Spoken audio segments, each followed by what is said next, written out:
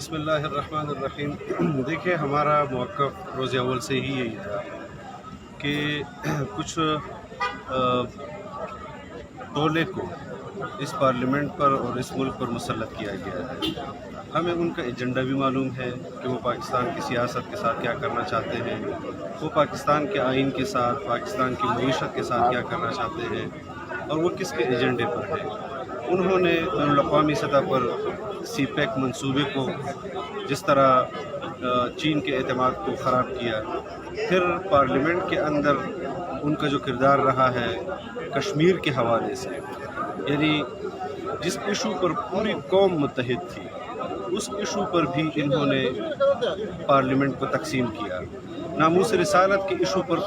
وزیر اعظم نے پارلیمنٹ میں جس بے حسی کا اظہار کیا کہ اتنا بڑا حساس مسئلہ اور وہ پارلیمنٹ نہیں آیا، کشمیر کے مسئلے پر وہ پارلیمنٹ نہیں آیا، معیشت کے مسئلے پر وہ پارلیمنٹ نہیں آ رہا، ناموس صحابہ کے مسئلے پر وہ پارلیمنٹ نہیں آتا۔ یہاں پر پلوامہ کا واقعہ ہوتا ہے، پوری قیادت اپنے سیاسی جو مملکت کے اندر کے اختلافات ہیں، داخلی اختلافات ہیں، ان کو بلا کر ایک پیج پر اپنے اداروں کے ساتھ، افواج پاکستان کے ساتھ وہ بیٹھتے ہیں، لیکن اس میں وزیر اعظم نہیں آتا۔ گلگت بلتستان کے ایشو پر وہ پارلیمنٹ نہیں آتا، نہ اس میٹنگ کی قیادت وہ خود کرتا ہے۔ آزاد کشمیر کے حوالے سے وہ پارلیمنٹ کو متنازع کرتا ہے ہر مسئلے پر۔ اس طرح کی صورتحال میں بھی جب کل شہباز شریف صاحب اپنی اپوزیشن کی طرف سے بجٹ پر آغاز کر رہے تھے، اسی دوران وزیر اعظم آفس کے اندر ان کے وزراء وہاں پر مشاورت کر رہے تھے، اور جب اعلامیہ باہر آیا تو وہ یہ تھا کہ ہم نے اپوزیشن کو ٹف ٹائم دینا ہے۔ تو میں سمجھتا ہوں کہ ان کے پاس اپنے بجٹ کے جو انہوں نے اعداد و شمار جعلی پیش کیے ہیں، اور کوشش کر رہے ہیں کہ میڈیا کے اندر جو لوگ نیوٹرل ہیں اور ان کی پالیسیوں پر تنقید کر رہے ہیں، ان صحافیوں کو وہ مارتے ہیں، ان صحافیوں کے ساتھ وہ بدتمیزی کرتے ہیں، میڈیا ہاؤسز کے مالکان کو جیل میں ڈالتے ہیں، میڈیا ہاؤسز کے جو سینئر اینکر پرسنز ہیں ان کو میڈیا ہاؤسز کو مجبور کیا جاتا ہے کہ آپ ان کو اپنے میڈیا ہاؤسز سے بے دخل کریں۔ کل یہاں پر احتجاج ہو رہا تھا، یہاں پر ہر طبقے سے جو لوگ متاثر ہوئے ہیں اس بجٹ میں وہ احتجاج کرتے ہیں، ان کی کوریج نہیں کی جاتی، اور پارلیمنٹ کے اندر پارلیمنٹیرینز کو جو عوام کے حقیقی نمائندے ہیں اور اپوزیشن میں کے بینچوں پر بیٹھ کر ایوان کو اپنی قوم کی ترجمانی کرنا چاہتے ہیں، پارلیمنٹ کے اندر ممبران کو وہ فورم نہیں دیتے ہیں، میڈیا کے اوپر پابندیاں ہیں، وہاں پر ان کو وہ فورم نہیں دیا جاتا۔ میں اپنی پولیٹیکل قیادت سے یہ گزارش کرتا ہوں کہ اس ماحول میں ہم پر فرض ہو چکا ہے کہ ہم عوامی طاقت کو اسلام آباد لائیں، اس پارلیمنٹ کے سامنے کھڑا کریں اور ان کو بتائیں کہ اگر آپ بدتمیزی کریں گے، اگر آپ آئین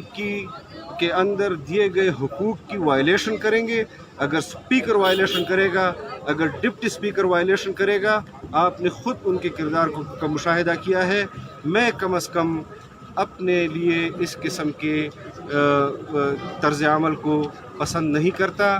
اس کو مذاق سمجھتا ہوں۔ یہ 22 کروڑ عوام کے ساتھ مذاق ہے، ہمیں اس پر نوٹس لینا چاہیے، اور ہمیں حقیقی جمہوریت چاہیے، نہ کہ اس طرح کی آف شور کمپنیاں کہ جن کو قوم کے اوپر مسلط کر کے آپ پاکستان کی معیشت کو تباہ کرتے ہیں، آپ پاکستان کی سیاست کو تباہ کرتے ہیں۔ کون سا کلچر آپ قوم کو دے رہے ہیں؟ قوم کے لیے ایک ہی تسلی کی جگہ ہے، وہ ہے یہ پارلیمنٹ، لیکن اس پارلیمنٹ میں مذہب کے سودے ہوتے ہیں، وقف املاک کی صورت میں۔ آپ کو معلوم ہے کہ بین الاقوامی دنیا جب ہمیں پریشرائز کرتی ہے کہ ہم معاشی پابندیاں آپ پر لگائیں گے اگر آپ نے پاکستان کے اندر یہ اقدامات نہیں کیے، اور یہاں پر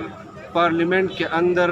آپ عوام کے حقوق پر جو غیر شرعی بھی ہے، غیر آئینی بھی ہے، غیر قانونی بھی ہے، انسانی حقوق کی بھی خلاف ورزی ہے، اور وہ قوانین آپ یہاں پر پاس کر کے آپ اپنے عوام سے انسانی حقوق بھی چھین رہے ہیں، آپ آئینی حقوق بھی چھین رہے ہیں۔ اگر آپ اپنے عوام کے سروں پر،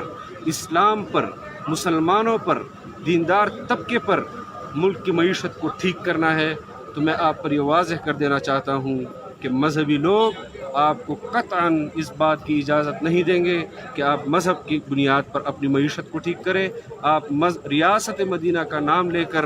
مذہب کو جس طرح متنازع پاکستان میں بنا رہے ہیں، مذہبی طبقہ وہ یک آواز ہے، اور انشاءاللہ آنے والے دنوں میں مذہبی دنیا اس وقت آپس میں مشاورت کر رہی ہے، حکومت کے خلاف بھرپور طریقے سے وہ میدان عمل میں آئے گی، مدارس کے حوالے سے آئے گی، مساجد کے حوالے سے آئے گی۔ یعنی وقف املاک جب ایک فرد اپنی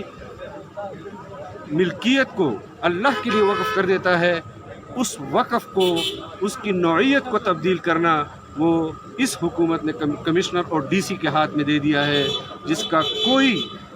شرعی طور پر جواز نہیں ہے، جس کا کوئی آئینی طور پر جواز نہیں ہے۔ وہ حقوق اسلام کے جو انگریز کے دور میں اس خطے میں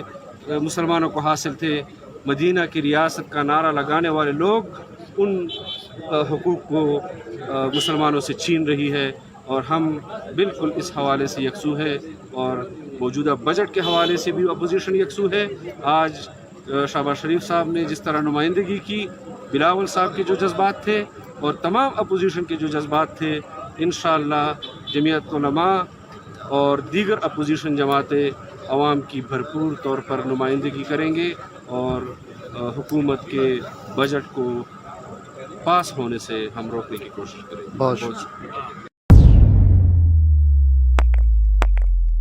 روزنامہ قدرت کی ویڈیو دیکھنے کے لیے ابھی یوٹیوب چینل پر سبسکرائب کریں اور بیل آئیکن پر بھی کلک کریں۔